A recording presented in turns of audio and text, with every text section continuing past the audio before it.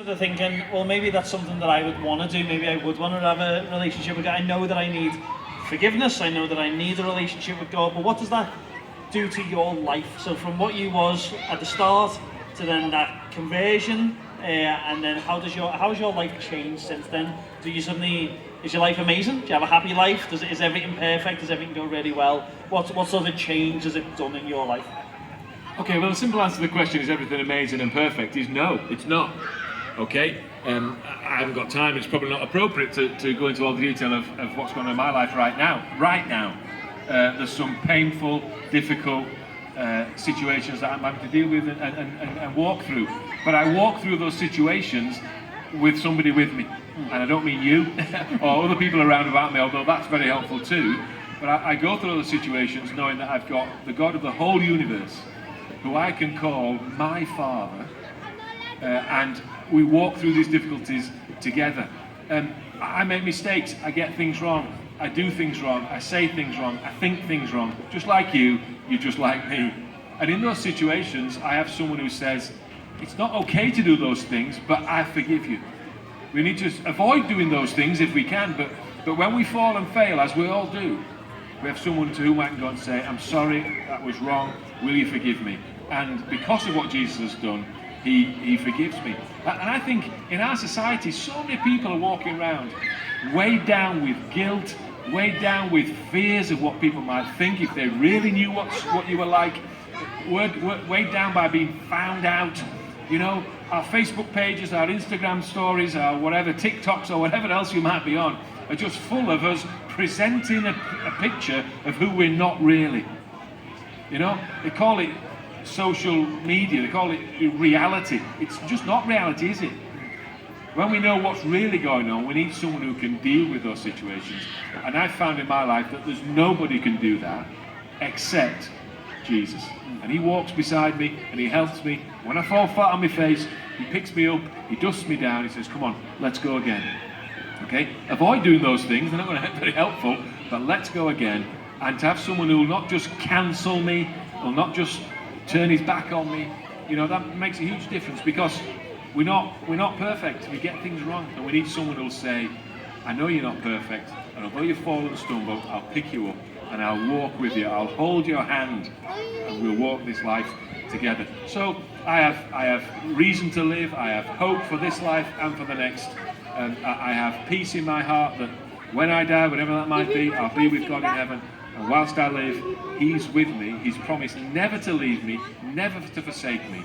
I don't know anybody else, not even my wife could say that.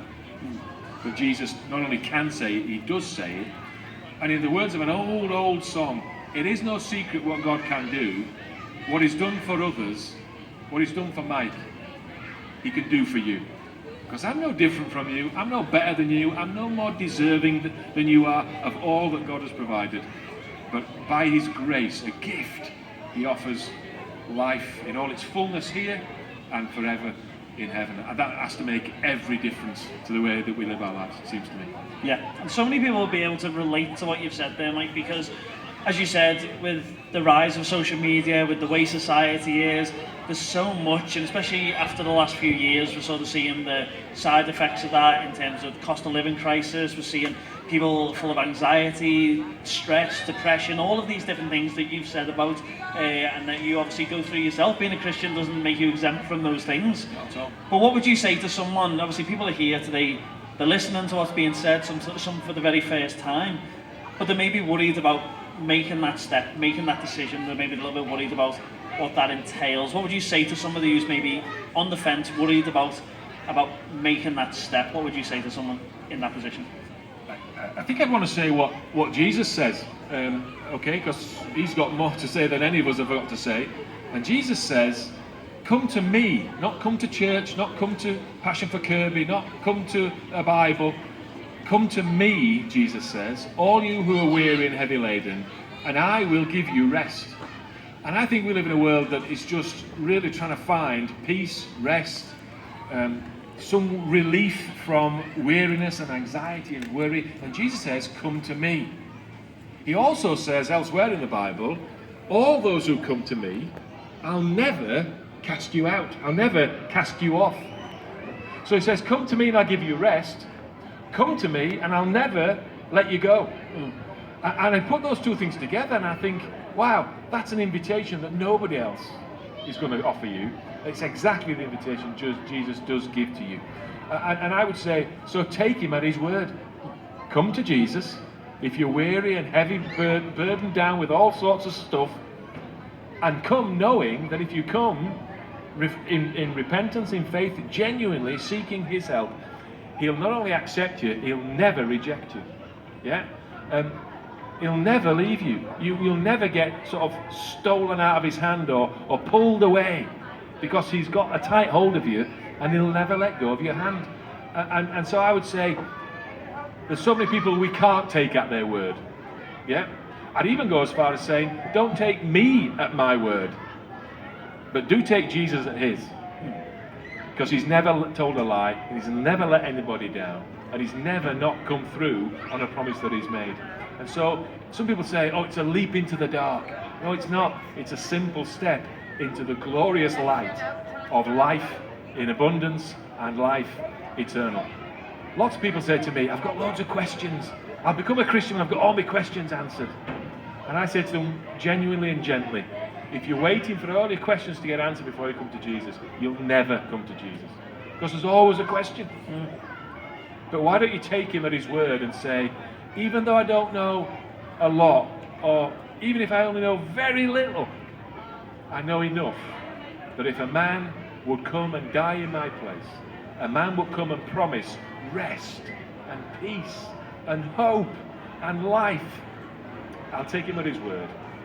And my experience is, and the Bible confirms this, that no one ever who's come to Jesus that way has been let down or even let go, which is just outstanding. That's why I've got the best job in the world to share the best news in the world, because there's no better news than that.